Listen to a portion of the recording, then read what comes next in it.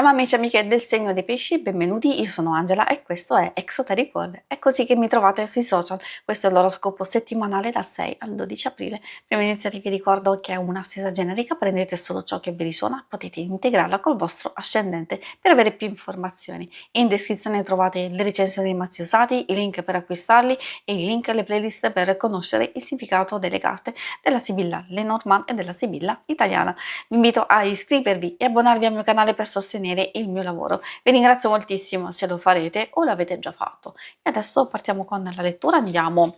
a vedere come andrà la vostra settimana, le energie principali, i segni zodiacali da attenzionare, poi vedremo l'ambito amore, il lavoro e le finanze.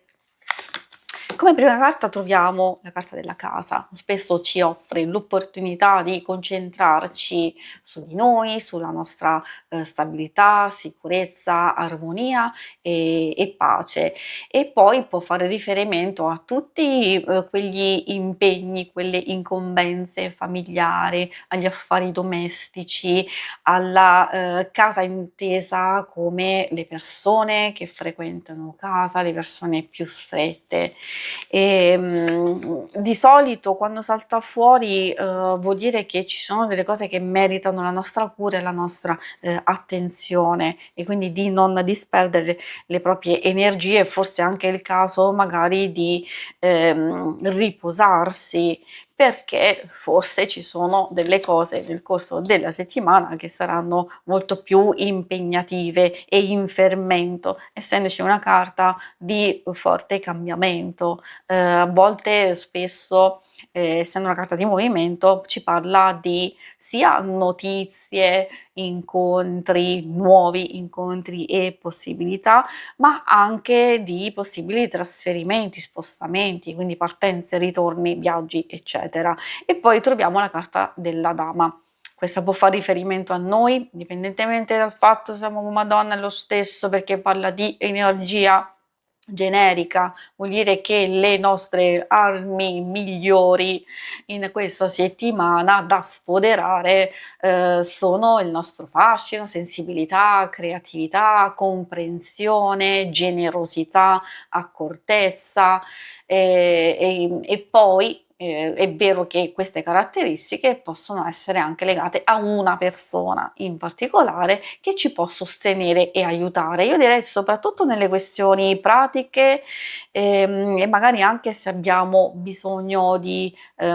qualche cura particolare. I segni zodiacali da attenzionare sono i segni di aria, quindi abbiamo Gemelli, Bilancia e Acquario, e anche quelli di acqua, Cancro, Scorpione e Pesci. Adesso procediamo con l'ambito amore. Ambito amore, coppia single, ovviamente per chi non è interessato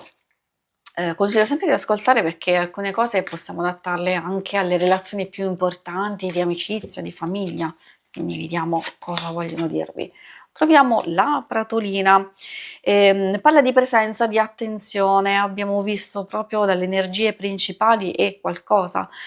si riflette maggiormente in questo ambito, e non solo, ci parla anche di incontri, di svolte abbastanza importanti, perché se state prendendo delle scelte, se delle scelte decisive, di aiuto, di sostegno, o anche per voi stessi, abbiamo visto per la stessa sicurezza o cose per il futuro, visto che abbiamo anche una carta di rinnovamento, effettivamente questo è il momento giusto per farlo, anche per le situazioni più complesse che possono riguardare voi o una persona cara che vi è vicino. Ovviamente la digitale ci fa capire che alcune situazioni forse se non c'è predisposizione, non c'è attenzione dall'altra parte, allora vedere il possibile, e cioè come possiamo intervenire, perché se per esempio vogliamo aiutare qualcuno, l'altra persona potrebbe non accettarla, oppure magari una situazione è abbastanza complessa dove al momento non abbiamo ancora possibilità di riuscire a risolvere, però attenzione che qualcosa si muove effettivamente. Quello che ci consigliano è solo di tenere sotto controllo quelle che sono le emozioni, le sensazioni, quelle più nocive, più tossiche, di attaccamento, di gelosia oppure di insoddisfazione, di tristezza,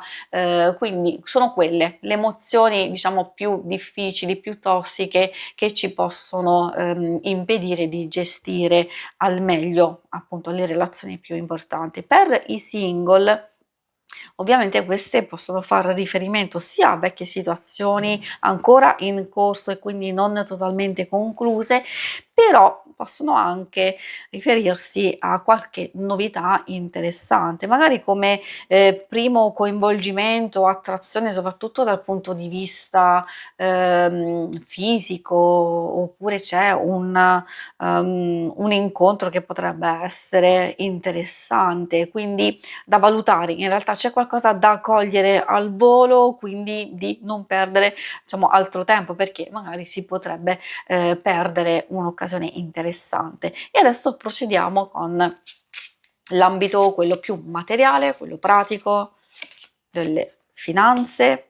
Ecco, qui troviamo la carta gelosia che sì, è vero, può riferirsi a situazioni un po' sfavorevoli o critiche, anche persone che possono essere eccessivamente critiche e quindi esserci delle divergenze, dei contrasti, a volte anche un po' di sfiducia in se stessi, magari non è neanche colpa vostra per alcune cose come stanno procedendo a livello esterno. Poi è vero, non può soltanto riferirsi al lavoro, dipende, perché potremmo avere a che fare con delle persone un po' difficili da accontentare, può essere un capo, può essere un cliente, alcune cose però ricordo che possono far riferimento a tante altre situazioni che hanno sempre di base le questioni pratiche, e magari prenderci cura di noi stessi o le questioni burocratiche, legali un po' più ostiche, dove forse c'è bisogno di scartabellare e studiare attentamente le carte, alcune cose che abbiamo trascurato, oppure ci possono essere dei dettagli interessanti, qualcuno potrebbe aiutarci, come abbiamo visto sin dall'inizio, oppure semplicemente avete bisogno di muovervi pian pianino per andare a risolvere queste vecchie situazioni. È vero che questa carta può avere sicuramente a che fare con la valutazione attenta, obiettiva, magari possibilità di andare a riprendere dei progetti, delle idee che sono state accantonate, di non avere una visione troppo ferma, troppo rigida e magari di rinnovare quegli schemi che non stanno più funzionando. E qui mi riferisco anche a chi vuole fare dei cambiamenti, chi sta cercando lavoro e c'è aria di rinnovamento, di nuove situazioni, magari alcune dobbiamo favorire noi, dobbiamo permettere noi e entrare in cambiamenti importanti, nuova ricerca, nuove persone, nuove idee. Oppure